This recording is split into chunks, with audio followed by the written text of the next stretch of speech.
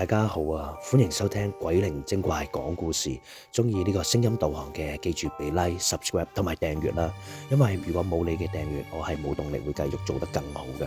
咁先多謝各位。咁而家故事開始。炮台山位於港島東，咁大家又知唔知點解叫做炮台山啊？因為響1879年英軍響呢度設立炮台嚟守護維多利亞港，所以因此命名為炮台山。時至今日最出名就係一條長長嘅樓梯，嗰條樓梯被稱為打卡聖地。當然好多 YouTuber 同埋旅遊達人都有介紹過嘅。而今日講嘅故事亦都係發生喺呢一度嘅附近。故事嘅主角叫做 Shelly， 由於佢係住喺炮台山道嘅附近，咁所以返工放工佢都要路經呢一條樓梯嘅。加上呢條樓梯嘅使用量係非常之高嘅，所以唔多唔少都會撞到一啲熟人或者附近嘅街坊。咁當然 Shelly 都唔例外啦。有時佢返工放工撞到啲街坊，佢都會同佢哋打招呼噶。而佢最常見嗰個街坊就係叫做陳師奶。Hello， 陳師奶，你今日又買餸啊？早晨啊 Shelly， 係啊，今日我又落去買餸啊。買完餸晏少少，仲要接阿仔放學添。哦，咁好啊，咁我唔阻你啦，拜拜。然而簡單嘅慰問就係佢哋街坊嘅日常，而鄰里嘅關係亦都非常之好。嚟到故事嘅呢一度，希望各位聽眾俾個 like、subscribe 同埋訂閱以表示支持，多謝各位。咁個故事又繼續開始啦。有一晚，因為 Shelly 開 OT， 所以遲咗放工。而路經呢條長長嘅樓梯嘅時候，佢感覺到身後邊好似有個人跟住佢。咁佢即刻回頭望一望啦，但係發覺身後乜嘢人都冇。當刻佢唔係怕有鬼啊，只係怕有可疑嘅人物嚟打劫咋。咁當然最後嗰晚乜嘢事都冇發生過。而到咗第二日，佢又要再開 OT 啦。正所謂不如意事十常八九嘛，又有邊個願意開 OT 啊？咁當然你同我都唔例外啦。而今晚 Shelly 有路經呢條長長嘅樓梯啦。突然間佢見到阿陳師奶匆匆忙忙咁樣走落嚟，然後就問阿陳師奶：喂，做乜啊？咁趕嘅，去邊啊？但係陳師奶一句都冇應佢，就直奔落地下啦。咁阿 Shelly 就口中就講啦：哇，使乜咁趕啊？應都唔應我嘅。咁 Shelly 回頭一望，就發現陳師奶已經消失咗啦。咁佢就心諗啦：哇，唔係識黑魔法啊？嘣一聲就唔見咗個人嘅。咁唔經唔覺又到咗第二日嘅早上啦。Shelly 依舊見到陳師奶，然後就同佢打招呼啦：早晨啊，陳師奶，點解琴晚咁匆匆忙忙嘅？趕住去邊啊？而面色陰沉、面如死灰嘅陳師奶都完全沒有理佢。但突然之間，陳師奶又回眸，報以一個微笑。由於陳師奶一連串咁嘅反應，令到 Shelly 十分之費解，而 Shelly 鍥而不捨咁樣繼續追問陳師奶：琴晚你究竟去咗邊啊？咁當然陳師奶完全都沒有反應，繼續行落去。但突然之間，陳師奶佢又無端端舉高隻手揈兩下，意思應該係表示再見。就係咁樣，陳師奶就打發咗 Shelly 啦。咁啊 Shelly 心諗，可能佢有啲私事唔方便講啦，都係唔好再追問人哋啦。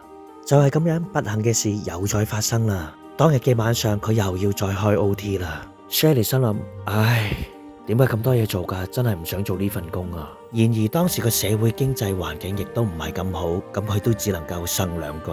咁都冇辦法啦，生活係要繼續，女仔仍然係要捱嘅。講到呢一度，我都同佢身同感受啊！都真係希望你哋俾個 like、subscribe 咁支持下我啊！而 Shelly 辛苦完，終於放工啦，又再一次路經呢條長長嘅樓梯啊！心力交瘁、身心疲倦嘅佢又再行上去啦。而今晚同一個時間、同一個地點，佢又再一次撞到陳師奶啦。陳師奶比上次行得更加匆忙。Shelly 喺佢落緊嚟之際就諗住叫佢啦，點知都仲未開口咋，陳師奶就已經穿過佢身體啦。而穿過佢身體嘅時候，佢聞到一股暗黑嘅燒炭味，咁佢就大嗌咗一聲啦。群得苦得之下，佢即刻直奔翻屋企。入到屋嘅時候，佢即刻攬住佢老公，就同佢老公講：我頭先見到陳師奶啊，不過佢穿過咗我嘅身體啊，我應該撞到啲污糟嘢啊。Shelly 嘅老公見到佢面都青晒，就即刻遞咗杯熱茶俾佢暖暖身先，仲不斷係咁安慰佢，同佢講：冇事嘅，冇事嘅，可能你眼花啫。就係咁樣一路安慰一路攬住 Shelly 就咁樣瞓着咗啦。唔知係咪因為受驚過度，所以佢就病咗啦。而嗰日嘅朝頭早，佢就同公司請咗個病假，響佢老公嘅陪同下，佢開着咗個電視睇新聞。突發新聞報道，突發新聞報道。前兩日，一位男住戶聞到屋企附近傳來一陣惡臭，於是報警求助。經警方調查發現，惡臭係由男住戶隔離傳出嘅，而因為該住址沒有人回應，所以警方通知消防處。派消防員破門而入，從而揭發一單自殺案，並檢獲一封遺書。遺書嘅內容大致係因為感情嘅問題而產生自殺念頭，因此選擇燒炭自殺。而社會福利處呼籲，如果有情緒問題又或者係精神上嘅問題，歡迎致電香港撒瑪利亞防止自殺會又或者係生命熱線，佢哋都係會24小時接聽嘅。今日突發新聞報道完畢。而 Shelly 同佢老公聽完呢則突發新聞報道之後，真係面都青晒。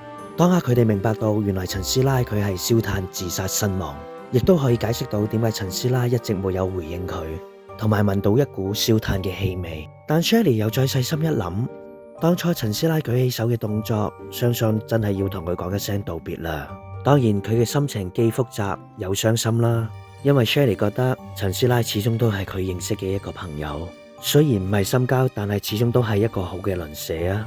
好啦，今日嘅故事就嚟到呢一度啦。雖然個故事係沉重啲，但係我希望藉着呢個故事同大家講，如果情緒不穩又或者唔開心嘅時候，都可以揾身邊嘅朋友傾訴一下，又或者可以打俾一啲24小時嘅機構，甚至乎可以 PM 我都好願意做你嘅傾訴對象噶。人生總會遇着一啲不如意嘅事，但係生命始終係精彩噶。無論日子過得點苦，但係始終都會過去噶嘛，所以大家要記住愛惜生命啊！咁今日嘅鬼靈精怪講故事32集嘅炮台山黑幽靈就暫告一段落啦，希望大家繼續俾 like、subscribe 同埋訂閱啦，有你嘅支持我先會行得更加遠嘅，多謝各位，拜拜。